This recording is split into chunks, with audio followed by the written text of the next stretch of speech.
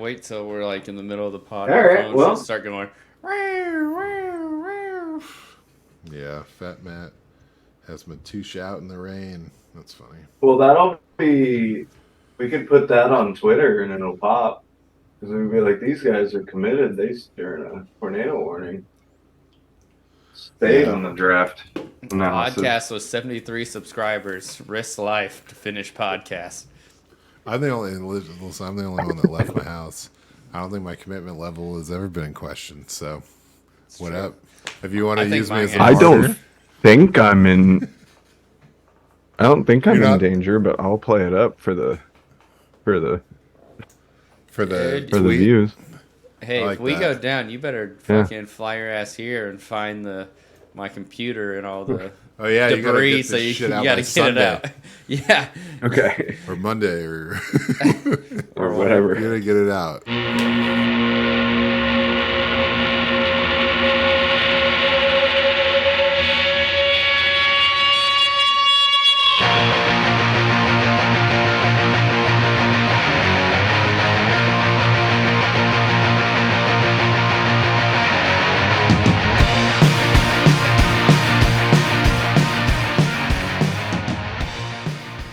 Hey, ready for welcome this? back. Oh, whoop, shit. Wait. Oh, are we good? Oh yeah. Back. Oh, I thought you said stop. Yeah, Oh welcome no, back. I said y'all ready for this. Yeah, we're Welcome ready. back. Welcome back to Rough Draft Research. Hello, we've been here the whole time, just waiting for you to come back and join us. On our destination of Dynasty domination. Yeah, we're the RDR. You're the audience. Yeah, we're good. Got it. roll. We got there. Nailed We it. got there. I love it. Well, here we are, guys. We're getting down to the nitty gritty here. Straight up. The Elite Eight of our Rookie Madness bracket. And y'all know what it is if you've been paying attention. So I'm just going to kick it on over to you boys. We got the bracket on the screen. Oh, whoa. All the colors in one place. Now this is something special, everyone. We've It's that time of year. Yeah, man. We had 16 sweet participants last week, and we've whittled it down to 8 of the most elite. So we're gonna have to compete to see who makes it to the final 4. And there's nothing fun to say about final 4. It is what it is. It takes its own prestige and presents it. So let's talk about the guys who got dipped out on the Swedish 16. We had in the orange bracket, it was Dwayne McBride losing out. And then Darnell Washington, man, had a lot of hope for the guy, but he got knocked out. Yeah. Jordan Addison, he got lost. He lost to the ultimate Bijan, man, so there was nothing he could do there. Dalton Kincaid getting smacked out of there. Mm-hmm. We had Quentin Johnston, a surprise loser in the Sweet 16 round. And, of course, we had, let's see, Chase Brown. He didn't make it. That was rough for him. Oops. And then we also had Israel Abandakanda lose, without a doubt. Wait, who? And there was another mystery loser. I got to tell you. Was there? That should have been it. Everyone tried hard, but not everyone could make it. Yeah, the last loser was, well, I can't remember. I can't either. Fucked it up. I don't know. I don't think there would be another one. Yeah, man. Anthony come on. Richardson, bro. Anthony Richardson. We had it teed up for you. You failed. It wasn't us. Hey, can't tell you what went wrong there. I see what you. Okay, I see what happened. Blank spaces and blank faces. Okay, so that's it. Whatever just happened. Doesn't matter because we're wiping it clean. We're going to the ultimate that remain, and that's the Elite 8, baby. We're going to do this slow and steady. And I guess we'll start in the orange, top left. And the matchup here is going to be, we got wide receiver Ohio State, Jaxon Smith-Njigba. And he is up against the Georgia running back, Jahmyr Gibbs. Bama? Alabama, Damn, I keep doing this because he went to Georgia Tech and then he transferred. I do this like every time. So whatever. Now I'm just gonna do it 4 or 5 more times. Man, Jahmyr Gibbs, I can't quit you with the Alabama thing. He's from Alabama. He should have stayed. Never mind. All right. This one's tough for me, as you can tell by my speech. It's a little scattered and distorted. I spent a lot of time, sleepless nights debating this, and I think I'm going to go with Gibbs into the Final Four and Jaxon, Smith-Njigba losing here. I don't know if anyone wants to argue with me. No, I think that's a pretty good toss-up. You got potentially the number 1 wide receiver in a weak wide receiver class, but you have potentially the RB2 in a pretty strong RB class. So, I think that's right there. And I'm fine with putting Gibbs over JSN. Okay. Yeah, it was tough. You guys know how my Ohio State wideouts, so I'll just get straight into him. He's pretty young. He's still 21 years old, which makes him, a great prospect. There's a lot of older talent in this class. So just to have that little bit of edge, it's going to give him a little push in the Dynasty world. And that's what it's all about for us. He is 6 foot, 196 pounds, which is pretty good size for this class as well. So I'm all about it. He didn't really have a great burst or combine, really, as far as the traditional stuff. You want to see your broad jumps and your 40-yard dashes crushing it. But what he ended up doing was his 3-cone and his 20-yard shuttle were, top Lightning. or second best of the past 10 years for the wide receivers. So the agility score is 99th percentile. He's just breaking everything when it comes to agility. And it pretty much matches his game. I mean, he's just breaking everything. Let me just get into the production. There's not going to be much for this past year, and that's kind of a heartbreaker. But in 2021, he was setting the world on fire. He had a 1,600-yard season. And how did he do it, man? He was just crazy with the agility. And what he did on tape was disgusting. I've just been watching pretty much everything I can from him because I'm a little bit infatuated with the guy. But he had this one-footed catch against Nebraska where he's streaking across the back of the end zone and just snags the ball, and they call it, out of bounds. And then you watch the replay and it's a narrow strip of inbound where he just tags his 1 foot down, and it was unreal. And that's pretty much what's happening with him. He's got unheard of kind of agility and body control, and it gives him the ability to slip through the defender's fingers. And he really does a good job of positioning himself at the catch point to catch the ball without missing a beat. And the catches are nice, man. So he's in control of how he receives the ball, and he translates it straight into effective run after the catch.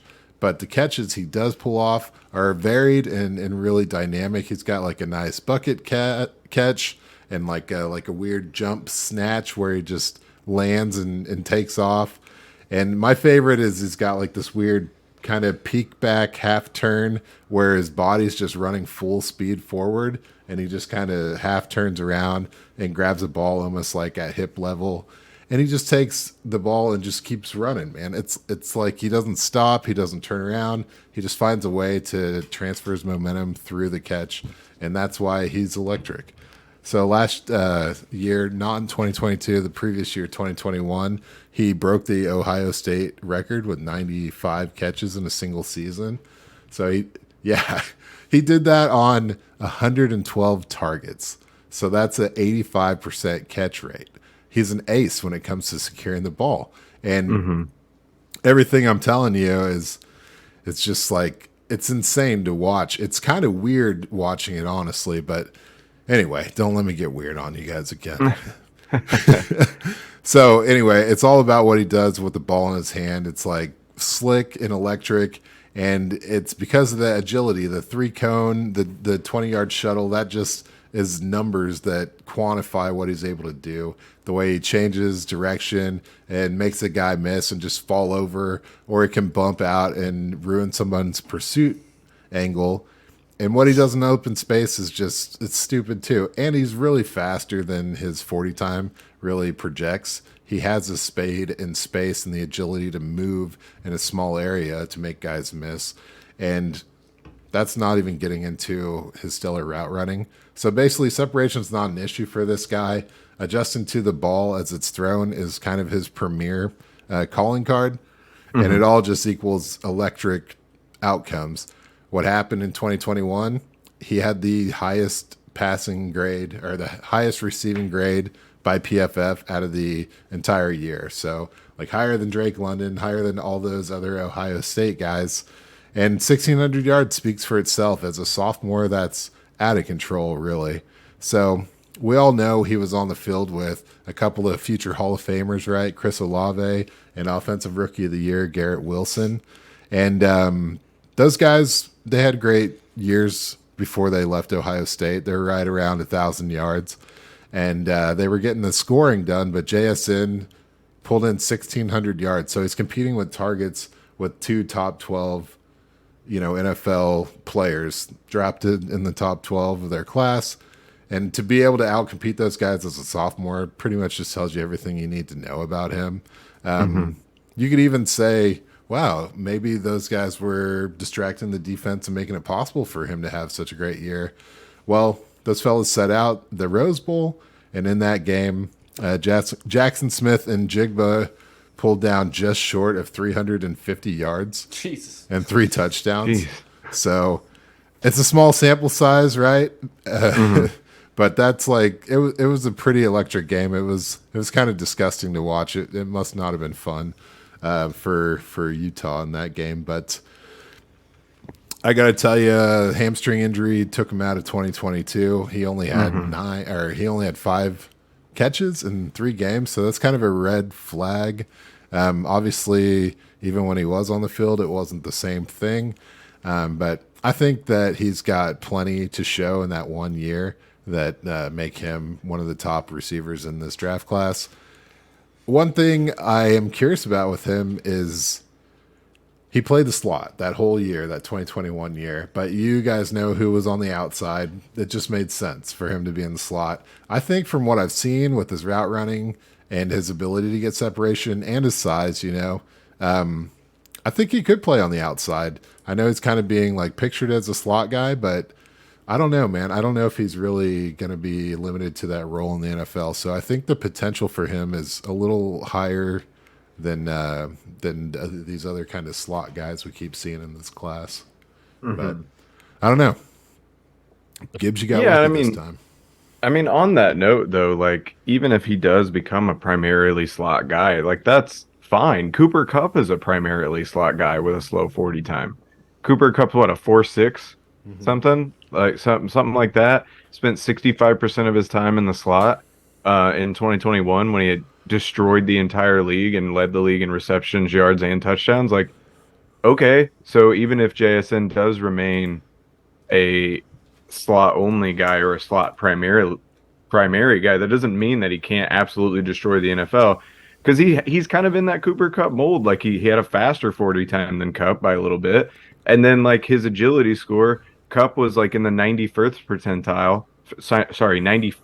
percentile, and JSN's in the 99th. So like they're very similar players. Like what is saying that JSN can't, if he lands on a team that loves that slot role and wants him there, like that's not a death sentence for his fantasy value. You know what I mean? And he'll at least start there, but I'm with you. I think he has the capability to play outside, but if he's just eating people alive underneath, it's not going to matter anyway. Yeah, man. He was nasty. Have you gotten into it a little bit? Oh yeah, no, he's absolutely disgusting. he's a freak of nature. I like his game, man. Like I'm on record as saying, like, I think, and I say this every year and it's never going to happen, but like I think Green Bay would be ecstatic for a guy like JSN over the middle. I think that would work really, really well as a compliment to Dobbs and Watson. But there's like tons of teams that he could be that like number one guy, but still work out of the slot, and I think it would work fine. His agility and ability to separate is like second to none in this class, and second to none of a lot of the guys in the NFL. So like as long as that translates, yeah, he's gonna have no problem feasting in the NFL. Whew. Makes me hungry just thinking about it. All right, man, I'll stop derailing the future of this podcast. No, you're good. So let's move on. So we have our representative in the Final Four from the orange bracket in Jahmyr Gibbs. Let's go over to the green bracket and see who's going to move on. We've got our number 1 seed Bijan Robinson against our number 2 seed CJ Stroud. Now, I really like Stroud, but I just don't see him taking down Bijan, right? Not even close. Yeah, Bijan, he's just one of those guys. But CJ Stroud, man, had a lot of fun watching his tape. Quarterback out of Ohio State, 6'3", 214 pounds, 21 and a half years old, so still really young. A lot of time to develop in the league. 3,600 yards last year, 41 touchdowns against only 6 interceptions. Just incredibly efficient. And that's like, if you want to start rattling off positives about CJ Stroud, accuracy, efficiency, ability to run an offense, quick reads, all this like efficiency standard stuff, CJ Stroud is top tier at. His accuracy is incredible. Like when he just gets out there and you know he's feeling it, he just starts dropping dimes to everybody and it looks great. He had a 94 deep passer grade from PFF last year, which is just insane. So like that's just him. Like some guys just make it look easy, and CJ Stroud is 100% that dude. Like every throw he makes, it looks incredibly easy for him. He can make all the touch throws, he can make all the deep throws, he can make all the accurate throws. If you need him to throw it over the top and drop a floater into the back of the end zone, he'll nail that. If you need to throw some zip on it, he'll zing it through a tight window if you need him to. He's got all the arm talent for days. I mean, he doesn't have like the deep arm strength of like Richardson or somebody, but like he can get the ball down the field. It's not like he can't. He just doesn't have that elite arm strength, but like he can make any throw he needs to. His drawbacks are really just that he's more of a pocket passer. He's not really a crazy athlete. I don't think he has the best pocket presence even really, or movement. And normally those things wouldn't be like that big of a deal necessarily, but Stroud's biggest weakness is how he performs against pressure. He had a 92.9 grade by PFF against no pressure, but he had a 43.9 grade against pressure. Like as soon as yeah, exactly, half as good. Like as soon as people come crashing down on him, he kind of panics. And I think it's a combination of those three kind of issues that I talked about. They all complement each other in a very negative way. So he doesn't play very well against pressure. He kind of panics and starts to lose sense of the situation. He doesn't have the best pocket presence or movement, so that just expounds his pressure issue because he can't escape it or sense it when he needs to. And he's not the craziest athlete. So like even if he does sense it, he doesn't have the true ability to really get out. The upside is, at least in the pocket presence and like the ability to face pressure, that stuff can be coached out of him. You can teach him how to react better to pressure or to sense pressure better. Obviously, not everybody it'll work with, but that is kind of what they need to do. The problem is, of all the teams that are rumored to be taking quarterbacks, only one of them had an offensive line that you would deem as good last year, and that was the Raiders. Everybody else in the Panthers, Texans, Colts were like 15 or worse in the offensive line category, and you never know how that's going to go. So if Stroud ends up thrown to the wolves on one of these teams that has a terrible offensive line and he's just supposed to start, that could be a really bad problem if he doesn't have the coaching to kind of help him overcome these issues with him. But he has all the tools that, as long as he can overcome that one glaring massive issue in his game, then I think he's going to be great.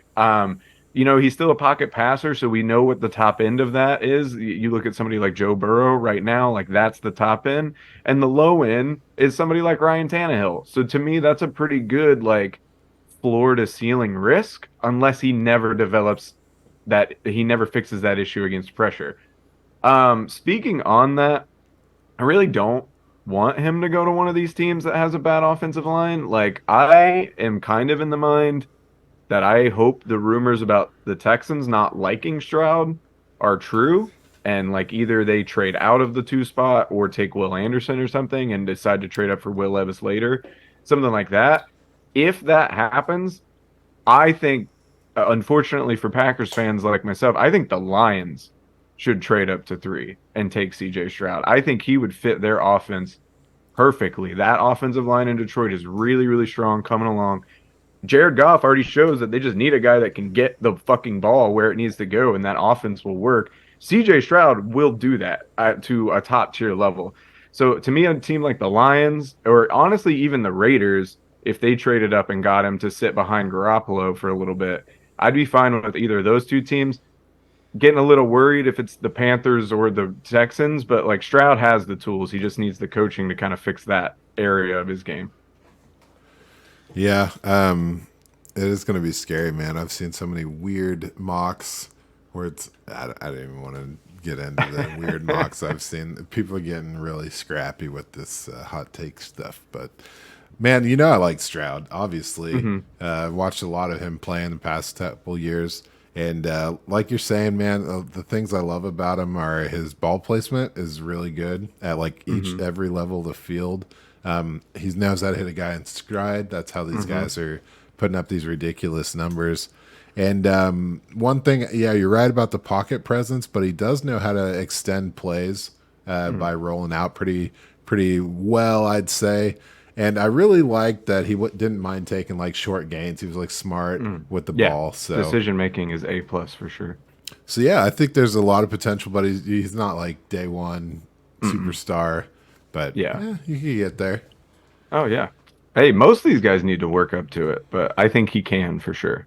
Yeah, he's got a lot of potential. But yeah, I mean, not a lot of guys are day one superstars. So I don't know, though. It could be anybody. Let's go ahead and scoot down to the red bracket.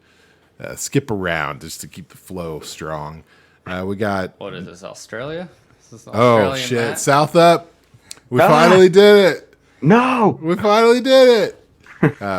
So we got number 1, Bryce Young up against number 2, Zay Flowers. And I don't know if we're sounding the alarm, but I'm giving Zay Flowers this one, man. Oh, shit. It's kind of an upset, kind of a upsetting thing to say, considering, I mean, we do have the super flex in mind as we go through this, but I think you just can't take anything away from Zay Flowers, and Bryce Young has one big thing you can take against him. So I'm just gonna say he tripped up on that one thing, and let's just roll with that. So all right, let's do it. So yeah, I mean, as I'm telling you, Bryce Young here is he's staying true to the name. He's young enough, about 22 years old. When the season starts, about July is his birthday, for those of you sending flowers, because he lost to Zay Flowers. But, oh, man, how many puns I'm going to pull out here. You know what else is young about Bryce Young? His stature. He has the stature of a younger person, in that he's only 5'10", 204 pounds. I don't know if you guys are 5'10". I didn't mean to insult your age size. I'm almost there. Okay, all right. I was 5'10" in like probably 5th or 6th grade, so that's a little different for me. Anyway, so yeah, that's the thing, man. His expectations are lower because his height is lower. When you're looking at the quarterback position, 5'10" is not where you want to be. So that's a big criticism, and everyone is talking about it. This is a bigger deal than Kenny Pickett's hands, my friends. So, but that's it. That's where the popular criticisms of Bryce Young end. Boom.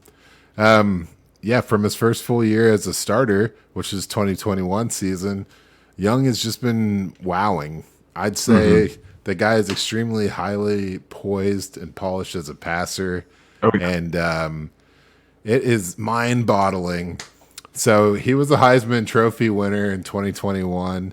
We all know about that. He had a 4,800 plus yard season with 47 touchdowns, and it was nasty, man. They lost in the championship game against Georgia after having defeated Georgia pretty handily in the SEC championship game. So it was pretty. That was a pretty interesting. Like, hey, we're gonna whoop you in the championship game, but we're gonna lose to you in the national championship game. Doesn't really matter. Then you step into 2022, and if you're just looking at the numbers, he went from 4,800 to 3,300, and you're like, shit, that's a big step back. But he actually had 3 less games this past year and missed most of a 4th game with an injury. So the attempts only went down about 5 attempts per game, but the efficiency stayed the exact same, 8.8 yards per attempt and 8.5% touchdown rate. So pretty awesome stuff, giving him a full college ratio of 80 touchdowns to only 12 interceptions, which I think is just fine. You know what I mean? It's all right. It's not, it's like a pick and a half for every 10 touchdowns. Enough to win you a Heisman. Not a big deal.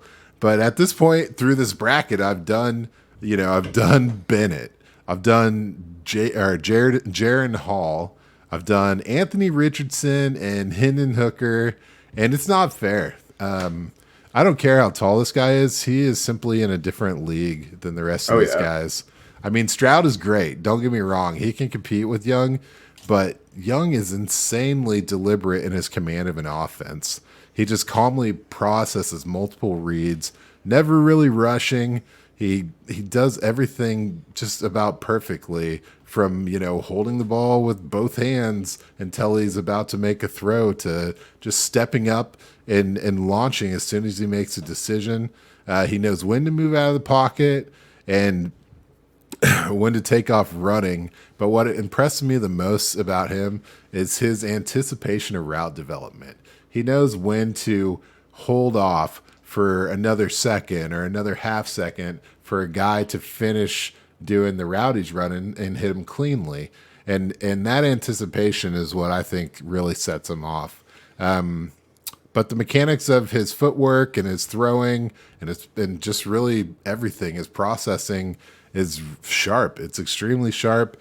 He doesn't take a lot of unnecessary risk, but still his game isn't hindered by being overly safe. He pushes the limits while still not being irresponsible with the ball. And yeah, it's just kind of really difficult to encapsulate what indicates that he's going to be a promising pro. But I think that the evidence is just his pro level processing and pocket presence. It's disgustingly high level. It makes the rest of these guys look like amateurs for sure. And I think it's going to lead to him just, I don't know, like almost hitting the NFL not as a rookie, but mentally as a guy who is more like a second, third year quarterback, and maybe having 2 years with Bill O'Brien as your offensive coordinator helped him out quite a bit. I'm sure he wasn't dumbing it down for the college guys. He was keeping it at that same level of intensity that he was doing at the pro level. So I think that'll make his transition a lot easier. But I got to go back to the 2022 year. I know the numbers weren't as high, but for him to maintain that efficiency after losing John Mechie and Jameson Williams to the NFL, like those guys combined for 2,700 yards in 2021. And the 2 top receivers on Alabama's squad this year did not hit 700 yards apiece. Damn. So for him to be able to just, be an alpha point guard, just spreading the ball wherever it needed to go, and just be a playmaker that did whatever he had to do to get the job done, that's what sets him apart. That's the kind of stuff where success with the weapons and success without the weapons. I don't know if you heard of Patrick Mahomes, but he's done that before. So it just makes me excited about him, and I'm excited. I hope he goes to Carolina and Frank Wright. Like I think that'd all be really, really fun. So that's where I'm at. I'm pretty excited about him. More Bryce excited Young. than I thought I would be about Bryce Young. Young's the new Patrick Mahomes. You heard it here first. That's oh right. shit.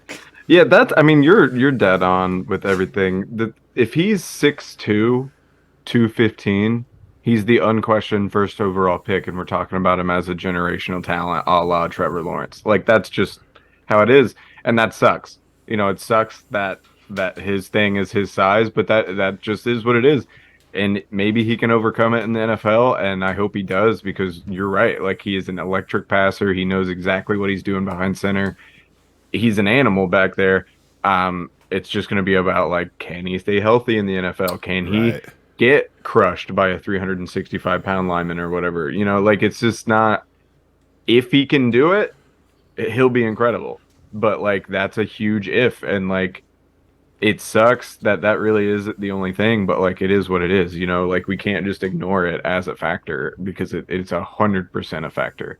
I hope he overcomes it. It's not, maybe it's the anti-superflex in me just from the get-go as to why I'm cool with eliminating him here. Or maybe it's the sizest. I am both of those things for sure. But yeah, he's an incredible watch for sure. If you want to like teach somebody how to play quarterback, Bryce Young is a good guy to watch for sure.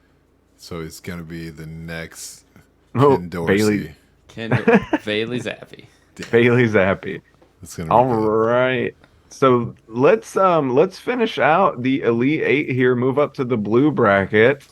We've got a running back matchup, and the first matchup I think that's not the 1 and 2 seed, right? Yeah. Interesting. All right. So we've got the 4 seed Tyjae Spears coming in here, upsetting Kendre Miller, upsetting Quentin Johnston, just rolling on to the Elite Eight, up against Zach Charbonnet.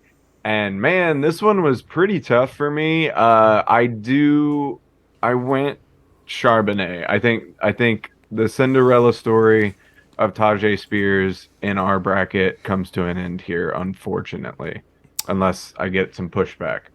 No pushback, man. I don't know who ranked the blue bracket, but that's pretty cool to see these sleepers make it this far. It's pretty fun. All right, so Tyjae Spears, you've been hearing him move along this bracket, and I bet you've been waiting to see why. So let's get into it. He's a running back out of Tulane, 5'10", 201 pounds, 21.8 years old, so right at 22.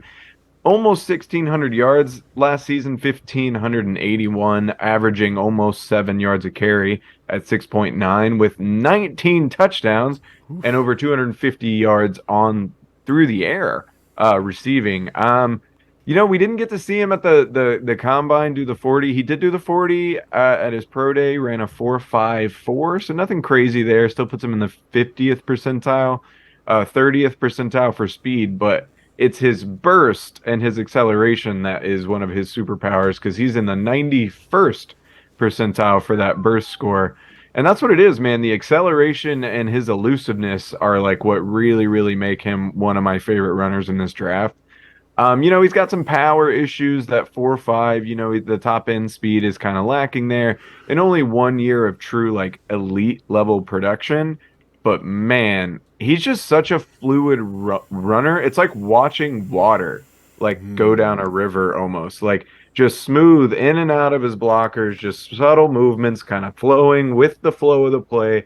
No wasted movement, and then he has the burst and the acceleration to just explode as soon as he's out of the hole. It's so much fun to watch, and I think it's what makes his film so eye-popping is that combination of talents right there work really well together to paint this picture of a guy that is always in clear control of what he's doing. He's really, really hyper elusive. 5th in yards after contact. Also 5th in yards after contact per attempt with 4.5. 63 forced missed tackles this past season. And I keep seeing one of the biggest knocks I keep seeing on him is I'm seeing a lot of questions about his like vision, which I want to push back on. I don't see that. I think he has great vision. Like I think he may be a little indecisive every now and again. Like if he has too many directions to go, he gets a little dancy and maybe doesn't hit the hole he should. But I think he has fantastic vision, to be honest.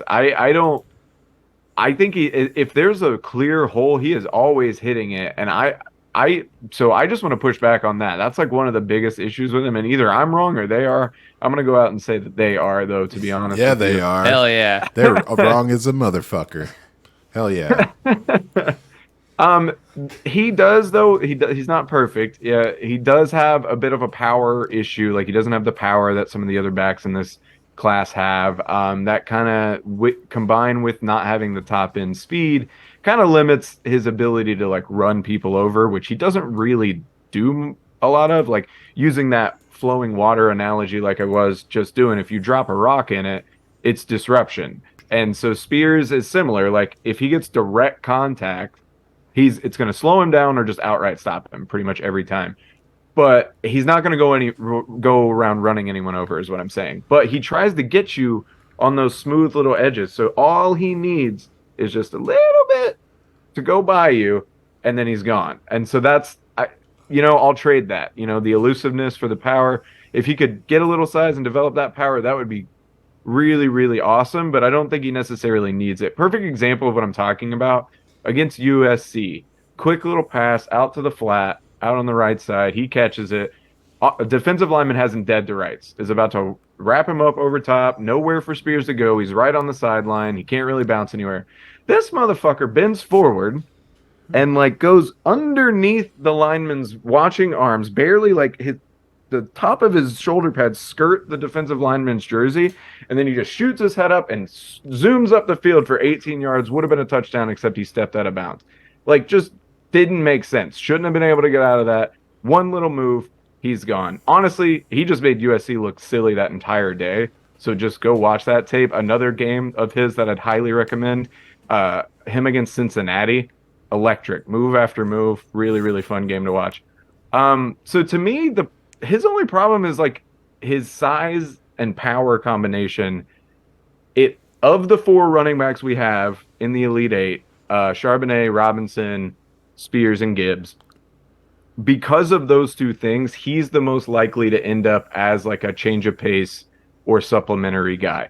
I don't know if it'll happen. I hope it doesn't happen. I think he can be a 3-down back on his own. He's a weapon in the receiving game. He has great vision, in my opinion.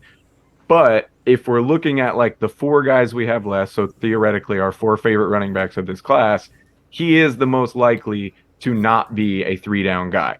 So that's why he loses here to Charbonnet, because Charbonnet to me is like the definition of a churn out 3-down, like let's produce every week efficiently type of guy. And that is kind of the fear I have with Spears, is if he goes to a team that sees him as a change of pace guy, he could end up being that guy, unfortunately. But man, I am super excited about him. I'm really excited to see where he goes. Yeah. No, you ought to be, man. I got call outs to the Cincinnati and the USC game right here in my little notes. So I'm glad you enjoyed those. I won't get too into it, but in the Cincinnati game, he had this run where he did like a triple fake out where he does like this wide step, kind of push, then cut back. It made like 3 guys move. He stacked the same move 3 times in a row, and it was crazy, and just like taking direct snaps all over the place in that game all the time. It just, I mean, he was the breadwinner for that team, and he was top 5 all-purpose yards in all of college, and tied for number 1 in all-purpose scores. So, I mean, what are you going to do? And then, anyone that can make Caleb Williams cry is a winner in my book. So, 200 yards in a bowl game with 12.1 yards per carry and 4 touchdowns.